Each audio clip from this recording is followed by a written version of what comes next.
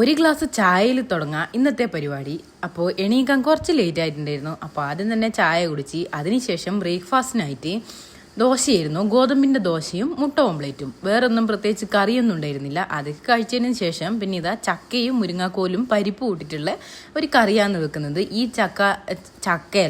ചക്കക്കുരു ഇതെനിക്ക് എൻ്റെ ഫ്രണ്ട് പഴുത്ത ചക്ക കൊണ്ടു തന്നതായിരുന്നു. അപ്പോൾ അതിൻ്റെ കുരുവാണ്. അങ്ങനെ ഇതാ ഞാൻ ചോറും കൂടി ഉണ്ടാക്കുകയാണ്. പിന്നെ വേറെ കറിയൊന്നുമില്ല. അപ്പോൾ ഉണക്കമീൻ ഉണ്ടായിരുന്നു, അതും കൂടി വറുക്കുക ചെയ്തത്. അപ്പോൾ അതിൻ്റെ ഇടയിൽ ഞാനൊന്ന് അപ്പത്തിന് മാവ് അരച്ച് വെക്കുന്നുണ്ട്. ഇത് ഡിന്നറിന് വേണ്ടിയിട്ടാണ്. അപ്പോൾ നമുക്ക് ഈ പഴുത്ത ചക്ക കൊണ്ടുത്തന്നയാളെ ഞാനൊന്ന് ഫുഡ് കഴിക്കാൻ വിളിച്ചിട്ടുണ്ടായിരുന്നു. അപ്പോൾ അവർക്ക് വേണ്ടിയിട്ടാണ്.